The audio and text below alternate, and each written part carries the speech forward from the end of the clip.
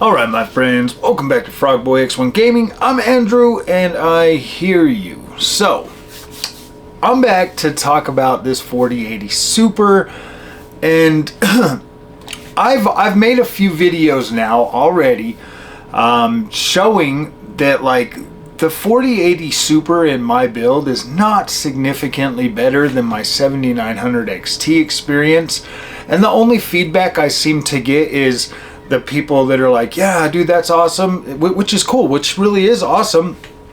But then I get the other guys, you know, the Nvidia guys, you know, you guys know who you are. And I mean, it really doesn't help your guys' cause when, and this is the way it's been since I've been buying Nvidia, is you just have to spend more money. Listen to that. Like every single time I bought an Nvidia product, you guys are always right there to tell me that I should have bought something else. I need to buy something else.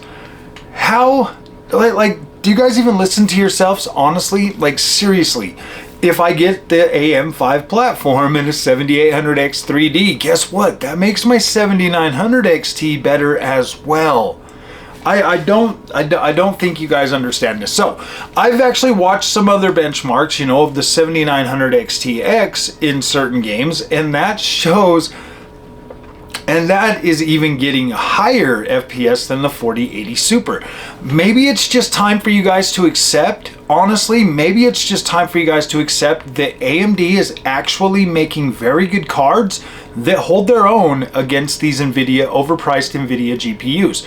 Now, here's the thing, guys. Like, I love this 4080 Super. I think it's incredible. I think it's the best Nvidia GPU I've ever bought.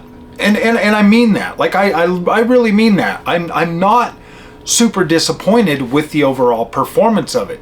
I mean, I am a little bit kind of, it's not that I'm disappointed with it at all. Like, I'm really not. It does very good. It does ray tracing very good. This is the first time that like ray tracing actually seems like, okay, I could definitely leave this on and enjoy this experience and still get frame rates that I'm pretty much accustomed to now, you know, during my time with these GPUs. But at the same time, I am a little bit disappointed because I was told that my 7900 XT is a 4070 Ti, or so 4070 Ti Super equivalent, and here it is holding its own against the 4080 Super in my build, and I'm just like, wow, dude, like how do these guys come up with this stuff? Now, I get that Tech Power Up and Hardware Unboxed and all of these guys, they do all of their testing or whatever, and here's the thing, man. Here's the absolute truth, the way I feel about this. I feel that I really do feel like, I don't necessarily feel like the numbers are fudged or anything, obviously. I think they are real numbers, but I don't think they try certain games specifically just to show that. I feel like there's a certain amount of games that they try that kind of, you know, some favor AMD, some favor Nvidia, but they always kind of find a way to try enough games to make it put the Nvidia card just ahead or above or something like that. When if you go back and you go through, like I'm going through my gaming collection, the games that I play, and I'm finding that either the 7900 XTX or XT is on par, better, or just under what the 4080 Super is outputting. And to me, that's not a clear-cut win. That is, oh my gosh, dude, there's something fishy going on here. And I get it, man. Like a lot of them other guys, the other channels are much bigger than mine. There's games that obviously favor Nvidia, and when you put the ray tracing advantage in there for games like Alan Wake 2 or Cyberpunk, or, you know, Control from Remedy, when you put those experiences into this mix, it kind of gives the Nvidia card like this weird edge that most people like. See, here's the thing, and somebody made this comment in the comment section: if 85% of games were actually had ray tracing and they looked as good as Cyberpunk, then I would agree. Then yes, dude, like the Nvidia GPU would really be your only option, because you would want that experience. Whereas right now, there's just not enough of them heavy hitting ray tracing with path tracing games in them that they equal the justification of spending that much more money over the equivalent of an AMD GPU. So here's the thing, my friends. This 7000 series has definitely gotten better over the course of its lifespan. It really has. This 7900 XT is an absolute beast. And I've been saying that since day one, since getting this card, but I keep getting the same Nvidia guys that come and they try to make me feel like I'm stupid or something, like I can't tell the difference between how the experience feels on one GPU versus how the experience feels on another GPU. And then when I show results that they don't like, or when I speak in a manner that upsets them, they go right to, well, you should have spent more money. And see, that can't always be the only way to get a bet. Like, if my 7900 XT is on par or outperforming my 4080 Super in some cases, don't you think that if I buy the AM5 platform with faster RAM and I get a 7800 X3D, don't you think that that's also going to positively affect the 7900 XT performance? Now, we can sit here and say that, like, yeah, your power budget for the 4080 isn't hitting what the 7900 XT is. You can say whatever you want. Like, it doesn't matter. Like, yeah, obviously, if I was to overclock my 7900 XT, I could get better performance. If I overclock my 4080 Super, I can get better performance on both of them. See, it's just a big circle. It's like a dog chasing its tail, and it never ends. Like, that is PC gaming. It never ends. There's always somebody that's going to be upset, or somebody that's going to be a know-it-all and know more than somebody else. In my experience, since I've started PC gaming, my friends, the AMD experience has just been a better overall user experience for me. There are definite advantages for the 4080 Super. Like, I'm not going to sit here and try to deny that. This is the best Nvidia GPU I've ever bought. I absolutely love it. I find it very easy to work with. I find that it is 100% delivering a solid playable experience in every game I've tried on it. So when we get back to, like, the real point at hand, is there's a massive cost difference between a 7900 XT and a 4080 Super. There is a pretty wide gap in price, but not performance. The gap in price is significantly higher than the overall performance you're going to get from a 4080 Super. Now, yes, you can go out there and you can spend a lot of money, but think about that. If I spend another $500 to $1,000 on the AM5 platform upgrade, and it's only going to net me like 15% more, sometimes it's hard for me to listen to you guys and take you guys seriously, because sometimes it just doesn't make sense in the end. Like, I get the whole overclocking thing. Yes, I don't overclock my freaking AMD cards. Why would I start overclocking my Nvidia GPUs just to try to give you guys more numbers than what you think I should be getting? Like, that doesn't make any sense to me, my friends. It does not make any sense. Right now, as it sits, I'm convinced that the 7900 XT is a very good card, and it easily competes with this 4080 Super on my AM4 platform. Now, if I had a 5800 X3D or, you know, something like that, maybe it would be different. Maybe they, I mean, obviously they're both GPUs are going to receive a performance boost if I upgrade the CPU or I go to the AM5 platform. Like, that's obvious. Both cards are going to receive an upgrade. I do kind of feel like the AMD, you know, having an AMD GPU and an AMD CPU, I definitely do think that gives the AMD side a little bit more of an edge when you've got, like, SAM enabled and all of that stuff. And that's cool, man. That's good. That synergy that you get from using an all AMD build is freaking awesome, guys. That's the thing, man. Like, you guys, I feel like you guys are so hard up for Nvidia to just be the best that when it shows weaknesses, it kind of makes you guys a little bit uncomfortable. And there's no reason for that.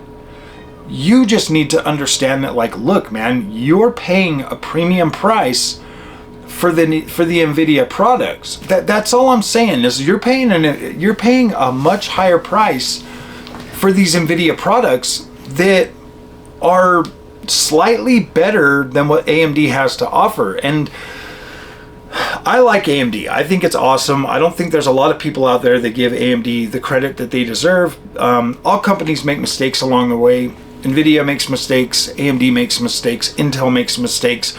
Asus is making a lot of mistakes right now with their RMA process, but at the end of the day, man, like, I don't think you guys understand, like, the content that I've been making for, like, the AMD things. I want people to take them a little bit more seriously so that they understand and know exactly what you're getting, because you hear it all the time from a lot of people in the comment section that buy AMD cards, and they're blown away. They're actually pretty happy. And once you kind of step back and you stop chasing the DLSS and the ray tracing and all of that stuff, once you stop chasing that and kind of realize that, like, oh dang, man, AMD really makes a dang good product, then maybe your buying decisions in the future, let me take a drink. Maybe your buying decisions in the future might just be a little bit cooler. Maybe you forego getting the Nvidia card, you grab an AMD card, you put a little bit extra money into, like, storage or RAM or a better CPU or something like that. Maybe you put those extra funds towards that, and then, you know, while you've used that AMD GPU, then Nvidia comes out, you know, with another GPU that you're like, okay, there's a lot more ray tracing games out now. I can go back and I can try all these games with the ray tracing in them. I can spend this money because now I got a good CPU, I got a good motherboard, I got plenty of storage. I kind of think that most gamers should probably alternate every generation. Like one generation go AMD, focus the other money you would have spent on the Nvidia card into building the foundation of your PC just a little bit better, so that next time when there are more ray tracing games that come out that you want to take advantage of, then maybe you get the Nvidia GPU for a little while, you go through that, and then, you know, again, when you need to upgrade your platform. I don't know, man. I don't know. Like, I'm still fairly new to the whole PC thing. I'm still learning as I go, but I'm giving you, like, my raw thoughts on my experience, man. Like, I don't care what Tech Power Up says. I don't care what freaking Hardware Unboxed says. I don't care what Daniel Owen says. I'm perfectly capable of buying my own stuff and checking it out for myself. And that's all I'm doing. I'm just trying to help you guys and bring you my experience instead of just the same old talking points that every other channel makes. It's like those guys are more worried about being consistent with each other than they are just actually reporting anything cool about, like, the PC space. When do you ever hear these guys talking about how good the AMD overall experience is, or the software or anything? You don't. All you hear about is DLSS, ray tracing, DLSS, and you get beat over the head with that stuff. And then once you finally look at it, like, I'm serious, guys. When it comes to FSR and DLSS, I don't really notice a big enough difference most of the time to actually care. Like, seriously, if I'm playing on 4K and I need DLSS or FSR, I accept that as, like, okay, my GPU can't do 4K native, so I have to use this to make it look better. And either way, it looks pretty good on a 4K screen, guys. Like, it looks pretty decent. So I don't know why anybody would even complain about that in the first place. So what if Nvidia makes the picture look a little bit more stable? There's still instability with DLSS, my friends. I showed you guys on my Cyberpunk video just yesterday. You still get instability with DLSS. It is not perfect. It is not 100% better than FSR. FSR, you don't get them, like, ghosting things, like, ever. Like you don't, like, when you see a bird fly across the screen, it doesn't have a big old long DLSS black streak, or in Hitman, like the DLSS, it's not always better. I mean, it's good when it's good, just like FSR. When it's good, it is good. And so it's like, gosh dang, man, like, oh, sometimes it's like, wow, dude, there's just so much overbearing, there's just so much overbearing freaking marketing and gibberish out there when it comes to Nvidia that it's not hard. Like, I understand where you guys are coming from, I really do. And like, honestly, I'm not even mad at you for like, you know, giving me feedback and stuff. Like, I'm not upset. This doesn't upset me at all. It's just funny, you know, that like, obviously if I can see this stuff on my Nvidia GPU, I'm pretty sure you can too. Like, I'm pretty sure you can too. And you know, it's one of those things, man. Like, why would you pay that much money for Nvidia on the premise that like DLSS is absolutely perfect, and then when you get it in your hands and you see the imperfections with your own eyes, how could you still defend that and be like, yeah, man, this is great? All I'm saying is, like, you don't need to defend it with me, dude. I got two eyes. I can see this for myself. You don't need to try to overshower Nvidia with praise. I get it. Like, there are some things about Nvidia that are definitely better than AMD, but there are things about AMD that are significantly better than Nvidia. Like, the Adrenaline software on an AMD is significantly better than what Nvidia has right now. And that's okay. That's okay. You get better ray tracing with Nvidia, you get much better user experience with AMD. And that's fine. That is a worthwhile trade-off. You will use, here's the thing, you will probably utilize and use the Adrenaline software significantly more than you actually get to use the ray tracing right now. Unless you're buying all ray tracing games and that's all you play, you're going to use the Adrenaline software a lot more. Dude, I like getting in there. I like having it, you know, tell me how my games are playing. I like all of the different settings that I get to play around with in there.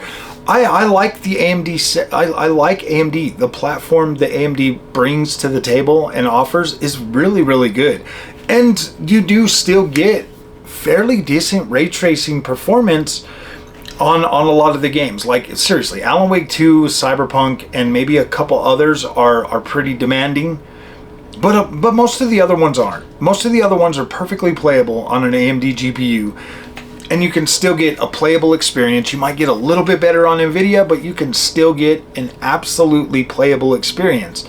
So, I don't want to fight with you guys. Like, I don't really care about that, but I do think that, like, you guys telling me that I need to spend more money just for my Nvidia experience to be even better. Like I said in the beginning of the video, I am satisfied and happy with my 4080 Super experience. I am happy with it.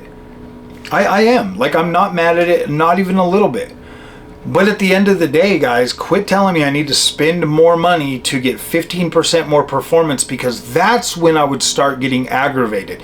That's when I would start getting mad and start hating this experience. If I literally have to go out and spend another $500 to $1,000 to upgrade my platform, and then I only get 15% more performance, that's when I would start getting mad. That's when I would start being upset. And the funny thing is if I did that, then my AMD card would benefit, so therefore I would be happier with the AMD experience. You see where this is going, guys? Let's just be happy that the 4080 Super is an awesome card. Let's just be happy that the 7900 XT is an awesome card, because I don't want to get back into that whole negative mindset towards Nvidia. I like this card. I think it's fine. Would I recommend buying it over a 7900 XT? I don't know. I think you can get a lot more money. I think you can get a better bang for your buck with 7900 XT and put more money into the rest of your system for the money that you would have spent on a 4080 Super. And then toward the end of Blackwell generation, when the prices have, you know, kind of shaken out and even out, then maybe you upgrade to a Blackwell GPU. It's just that plain and that it's just that easy and that simple, my friends. So I don't know. I'm still learning as I go. You're clearly still learning as you go. So let's just, you know, be okay with this. I'm not upset with my 4080 Super. So, all right, my friends, if you like this content, don't forget to like and subscribe. I'll see you guys in the next one.